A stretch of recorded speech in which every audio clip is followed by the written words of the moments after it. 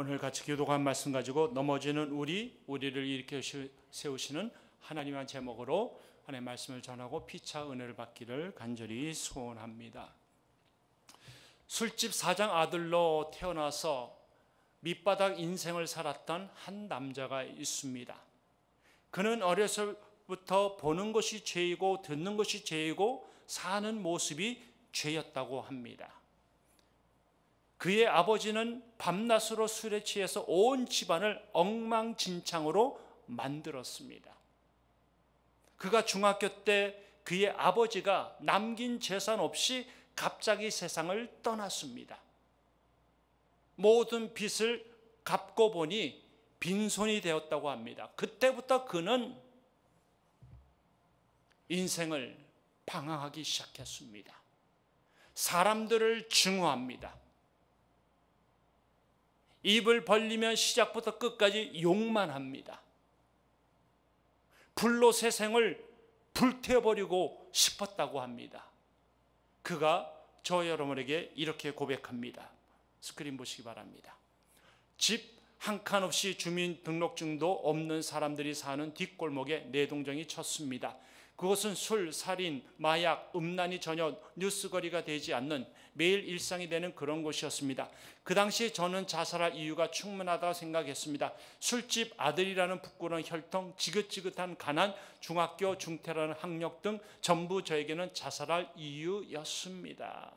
그는 지긋지긋한 가난, 집안, 학력이 끝없는 열등감을 주었다고 합니다. 오랜 세월 방황하면서 그는 쓰러지고 또 쓰러졌어요. 나락으로 떨어졌습니다. 자신의 힘으로 도저히 일어날 수 없을 정도로 절망과 원망의 나락으로 떨어졌습니다. 바로 그때 하나님께서 그를 만나 주셨어요. 하나님 만난 그가 저 여러분에게 이렇게 고백합니다. 보세요. 하나님이 날 사랑해서 하나밖에 없는 아들을 내 대신 십자가에 매달아 죽이면서까지 날 사랑했다고, 저는 이 말만 가지고도 평생 감동하다 죽어도 좋겠다고 생각했습니다. 그 말은 저에게 이렇게 들렸습니다. 너는 재수 없이 태어난 망한 술집 아들놈이 아니다. 너는 내가 널 대신하여 죽을 만큼 소중한 사람이다. 그때 저는 하나님의 사랑에 홀랑 미쳤습니다. 끝없이 나락으로 떨어졌던 그를 하나님이 이렇게 세워주셨어요. 술집 아들을 하나님의 종으로 삼아주셨습니다. 그가 누구인지 아시죠? 김용희 선교사님이십니다. 술집 아들이었던 그를 하나님 나라 확장을 위해서 하나님께서 그를 일으켜 세워주셨던 것입니다. 우리도 수시로 넘어집니다. 실패 때문에 넘어지고, 가난 때문에 넘어지고, 악플과 가슴에 맺힌 한 때문에 넘어지고, 원망과 절망 때문에 넘어집니다. 우리는 넘어지는데, 그것도 수시로 넘어지는데 하나님은 수시로 우리를 일으켜 세워주세요. 우리 하나님은 넘어진 우리를 외면하지 아니하시고 일으켜 세워주시는 은혜의 하나님이십니다. 믿으십니까? 오늘 본문에 나오는 이스라엘 백성들은 출애굽한 2세대들입니다.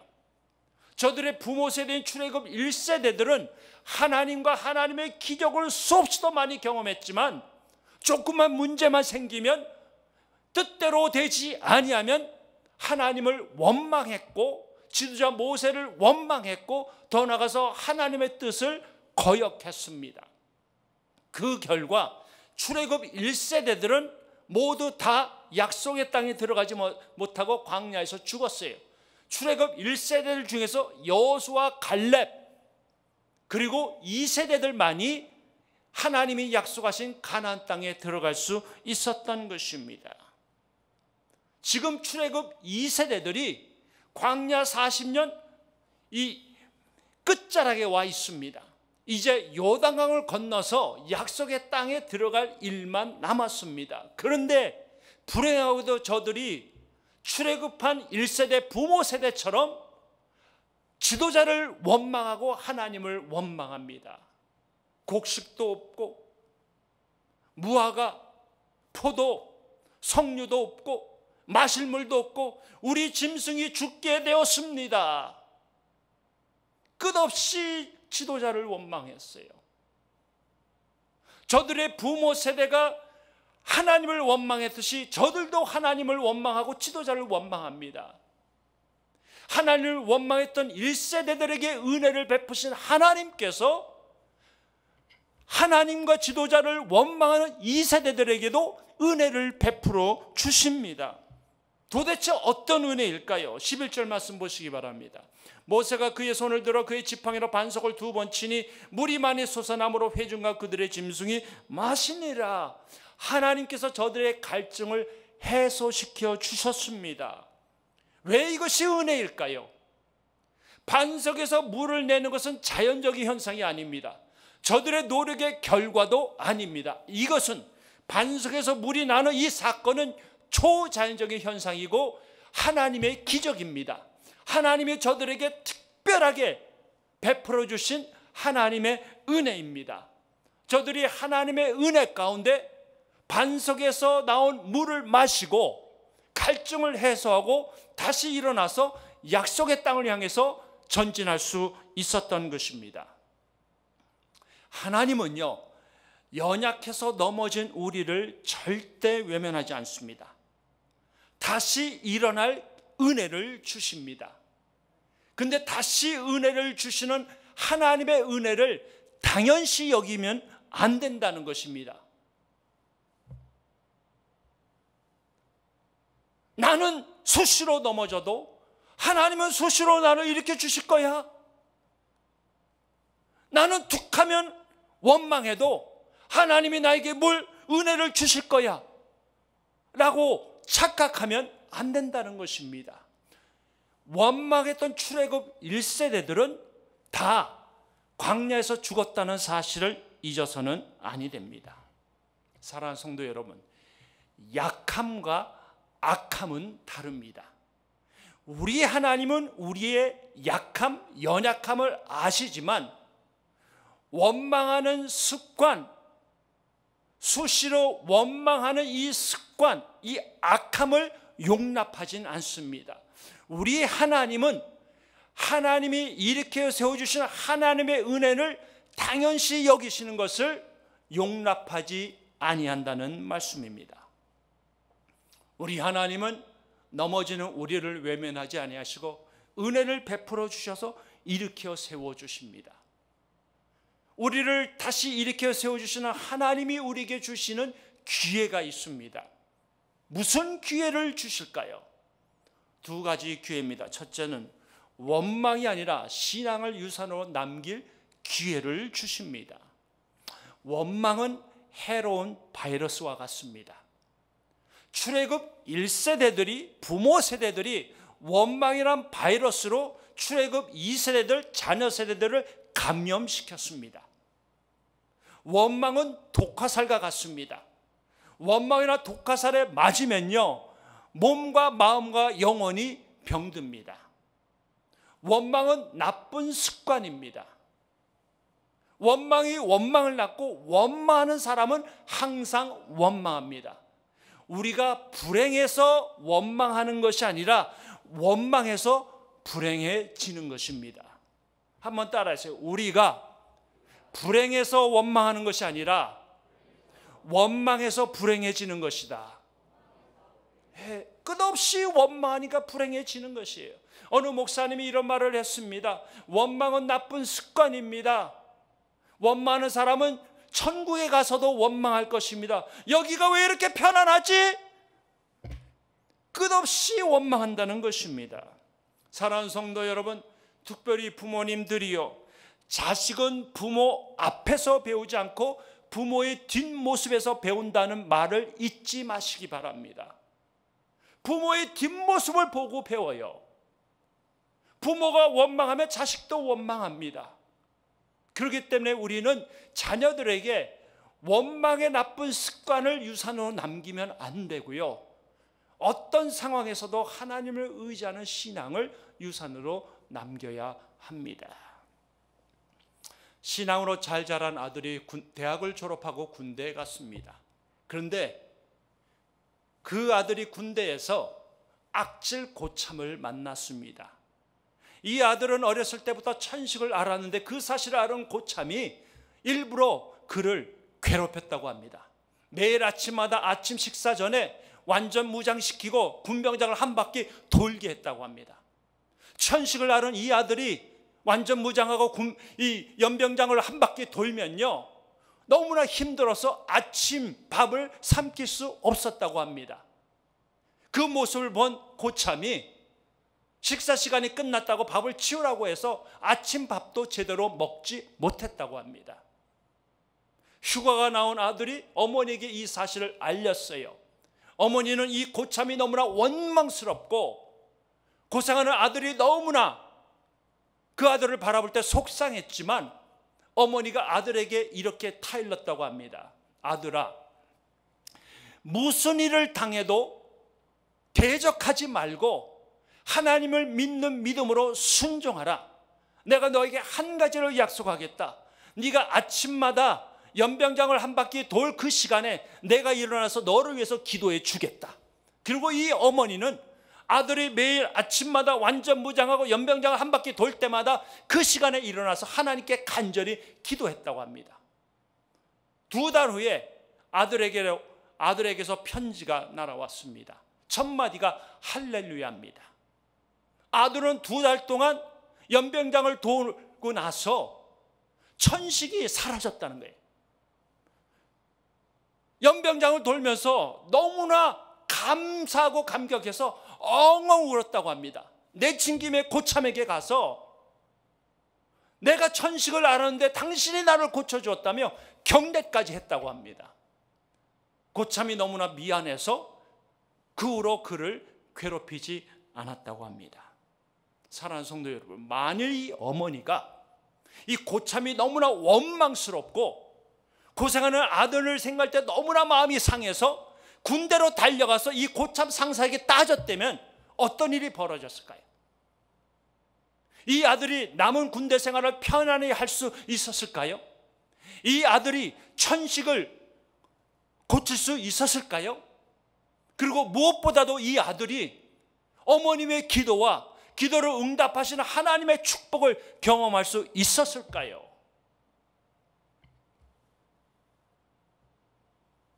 조그만 상황이 오려면 보통 사람들은 다 원망합니다. 이것이 죄성이에요. 원망할 상황에 원망하는 것이 일반 사람들이 하는 일입니다. 그러나 하나님을 믿는 사람들은 원망할 상황에서도 하나님을 의지하는 신앙을 붙잡아야 합니다. 이 어머니처럼요. 원망을 자녀들에게 유산으로 남기지 마세요.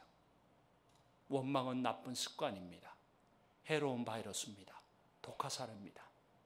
하나님을 의지하는 신앙을 유산으로 남기시길 주의 이름으로 축원드립니다. 2번째는 내키는 대로 하지 않고 시키는 대로 순종할 기회를 주십니다. 이스라엘 백성들이 모세를 원망하자 모세가 회막문에 엎드렸습니다. 회막은 성막입니다. 하나님을 만나는 거룩한 장소입니다. 모세는 그곳에서 하나님의 영광을 경험했고 반석에서 물을 내라는 하나님의 말씀을 들었습니다. 놀랍지 않습니까? 여러분 이렇게 생각해 보세요. 여러분이 오랜 기간 동안 어떤 문제를 가지고 그냥 고민하고 있는데 하루는 우리 예수님께서 여러분의 꿈에 나타나셔서 이렇게 하라고 말씀했다면 여러분이 얼마나 기쁘고 감격하고 은혜가 충만했겠습니까? 지금 모세는요 하나님의 영광을 보았고 하나님의 음성을 들어서 은혜가 충만했을 것입니다. 근데 모세의 행동이 너무나 이상합니다. 10절 11절 말씀 다시 보겠습니다. 반역한 너희여 들으라. 우리가 너희를 위하여 이 반석에서 물을 내랴 하고 모세가 그의 손을 들어 그의 지팡이나 반석을 2번 치니 물이 말이 쏟아나오므로 회중과 그들의 짐승이 마시니라. 모세는 하나님이 택하신 이 백성들을 이 반역한 자들이라고 나무랬습니다. 또한 그는 하나님이 반석의 명하라는 하나님의 말씀을 거역하고 그의 지팡이를 두고 2번이나 반석을 쳤어요. 그 결과는 끔찍했습니다. 하나님께서 모세와 아론을 가나안 땅에 들어가지 못하도록 막으셨습니다. 이거 하나님 너무하신 거 아닙니까? 반석에 말을 하지 않고 반석을 지팡이로 2번 쳤다고 해서 출애굽의 영웅인 이스라엘 지도자인 모세를 가나안 땅에 들어가지 않게 하는 것은 하나님이 너무하신 일이 아닙니까? 그만큼 모세의 불순종과 불신앙이 심각했습니다. 모세의 불순종이 뭘까요? 모세는 하나님이 시키는 대로 하지 않고 자기 마음 내키는 대로 했어요. 그런데 모세의 불순종보다 더 큰 죄는 모세의 불신앙입니다. 12절 말씀 보시기 바랍니다. 너희가 나를 믿지 아니하고 이스라엘 자손의 목전에서 내 거룩함을 나타내지 아니한 거로. 여기서 모세는 하나님의 거룩하심을 나타내지 아니할 정도로 하나님을 불신했습니다. 모세의 초점은 하나님이 아니고 우리, 나입니다. 우리가 너희를 위하여 반석에서 물을 내랴 라고 말하면서 마치 자신의 힘으로 반석에서 물을 내는 기적을 행하는 것처럼 착각했습니다.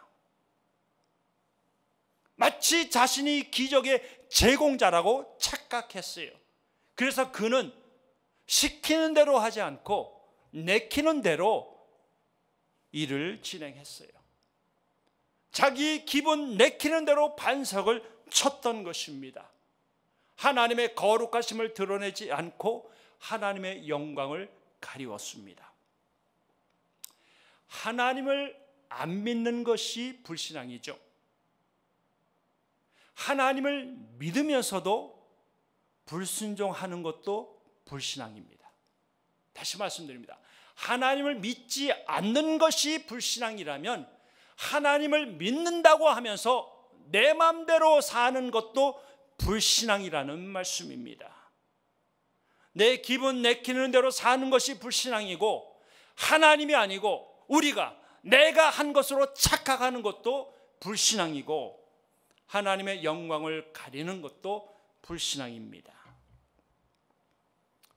헌 옷걸이가 세탁소에 들어온 새 옷걸이에게 이렇게 말을 했다고 합니다. 너는 단지 옷걸이에 불과하다는 사실을 잊지 말라. 너는 단지 옷걸이에 불과하다는 사실을 잊지 말라. 새 옷걸이가 아무리 아름답게 보여도요, 옷걸이에요. 옷이 아닙니다. 우리는 하나님의 도구예요. 우리가 주인공이 아닙니다. 하나님이 기적을 행하시는 분이고 하나님이 축복의 근원이고 우리는 하나님의 축복을 유통하는 축복의 유통자들에 불과한 것입니다. 믿으십니까? 모세는 착각했어요. 자신의 지팡이가 무슨 권능의 지팡이라고 착각했고 자신이 기적을 행하는 것처럼 우리가 너희를 위하여 반석에서 물을 내랴 하나님의 영광을 가렸던 것입니다. 하나님께서는 불순종과 불신앙으로 넘어진 모세를 가나안 땅에 들어가지 못하게 하셨습니다. 하지만 하나님은 넘어진 모세를 다시 일으켜 세우셨어요. 그에게 특별한 은혜를 주셨습니다. 어떤 은혜일까요? 신명기 34장 5절 말씀 보시기 바랍니다. 이에 여호와의 종 모세가 여호와의 말씀대로 모압 땅에 죽었더라. 모세는요 하나님의 말씀대로 느보산에서 가나안 땅을 바라보고 죽었어요. 그는 원통해하지 않고 불평하지 않고 저항하지 않고 하나님의 뜻을 받들었습니다. 그런데 더 놀라운 은혜가 있습니다. 하나님께서는 모세의 시신을 천사들이나 사람들에게 맡기지 않고 하나님이 직접 장사하셨습니다. 하나님께서는 아무도 모세의 무덤의 위치를 알지 못하게 하셨어요. 그 결과 온 이스라엘 백성들은 하나님 품으로 간 모세가 아니라 하늘을 바라보기 시작했어요. 모세가 죽은 후에 온 이스라엘 백성들은 모세의 무덤을 찾은 것이 아니라 하늘을 주목하고 하나님을 바라보기 시작했던 것입니다. 한때 하나님의 영광을 가렸던 모세는요, 죽은 후에 온 이스라엘 백성들로 하여금 하나님만을 주목하게 만들었다는 것이에요. 이것이 하나님이 모세에게 베푸신 놀라운 은혜라는 것입니다. 54세에 세상을 떠난 존 칼빈은 장로교 창시자이자 종교개혁자입니다. 그는 기독교 역사만 아니라 세계의 역사에 큰 흔적을 남겼습니다. 그의 무덤은 그가 마지막으로 목회했던 제네바 성 피에르 교회 근처에 있는 한 공원 묘지에 있습니다. 그곳에 가면은 JC라고 하는 이니셜이 새겨진 돌이 하나 있는데 그것이 칼빈의 무덤이라고 합니다. 그런데 칼빈은 후대의 사람들이 자기를 주목하거나 자신이 하나님의 영광을 가릴 것을 우려했어요. 그래서 그는 나의 무덤을 누구에게도 남기지 말라고 유언을 남겼습니다. 그의 이니셜이 새겨진 그 돌은 칼빈의 무덤을 수소문해서 찾아다녔던 한 네덜란드 사람에 의해서 이것이 칼빈의 무덤이라고 표시한 것뿐이라고 합니다. 칼빈은 나의 무덤을 누구에게도 남기지 말라, 이 유언을 남기면서 그는 죽어서도 사람들이 자신이 아니라 하나님을 주목하기를 원했고, 그는 죽어서도 하나님이 영광받기를 원했다는 것이에요. 사랑하는 성도 여러분, 잘 들으시기 바랍니다. 여러분이 세상에서 크게 성공하지 못해도 괜찮습니다. 여러분이 아마존의 회장처럼 큰 부자가 되지 않아도 괜찮습니다. 여러분이 예수를 믿는다는 이유 때문에 속상한 일을 당하고 원통한 일을 당하고 세상 사람들과 비교할 때 초라해도 괜찮습니다. 만약 우리의 인생이 사람들로 하여금 하나님을 주목하게 하고 하나님을 바라보게 하고 하나님의 거룩하심을 드러내고 하나님께 영광을 돌린다면 우리 인생은 절대 실패한 인생이 아닐 것입니다. 성공한 인생인 줄 믿으시기 바랍니다. 하나님을 주목하게 하는 인생이 되어야 돼요. 내가 아닙니다. 여러분이 아닙니다. 하나님입니다. 하나님을 바라보게 하는 인생이 하나님 앞에서 성공한 인생입니다. 믿으십니까? 사랑하는 성도 여러분, 우리는 살면서 수시로 넘어집니다. 그런데 우리 하나님은 넘어지는 우리를 수시로 일으켜 세워주시는 은혜의 하나님이세요. 여러분, 이 은혜의 하나님을 아십니까? 그렇다면요, 모세처럼 존 칼빈처럼 하나님을 주목하는 인생, 하나님만을 바라보게 하는 인생이 되시길 소원하시기 바랍니다. 그런 인생으로 사시길 바랍니다. 하나님을 주목하고 하나님께 영광 올려드리는 인생을 소원하신다면요, 저와 여러분은 내키는 대로 살면 안 됩니다. 하나님이 시키는 대로 살아야 돼요. 내 기분 내키는 대로 말하고 행동하는 것이 아니라 하나님의 말씀대로 살아야 돼요. 원망하는 습관을 자녀들에게 유산으로 남기는 것이 아니라 어떤 원망할 수밖에 없는 상황에서도 하나님을 의지하는 신앙을 우리 자녀들에게 유산으로 남겨야 합니다. 하나님이 저와 여러분을 왜 다시 일으켜 세워주실까요?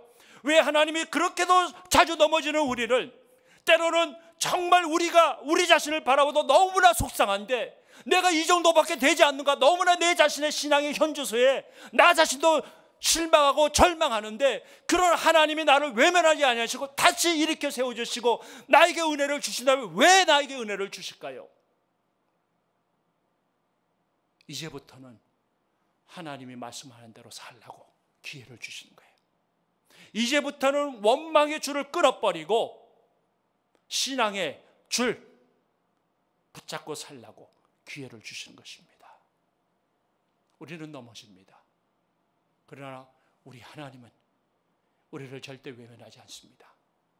다시 일으켜 세워주시는 은혜를 베푸시는 하나님이십니다.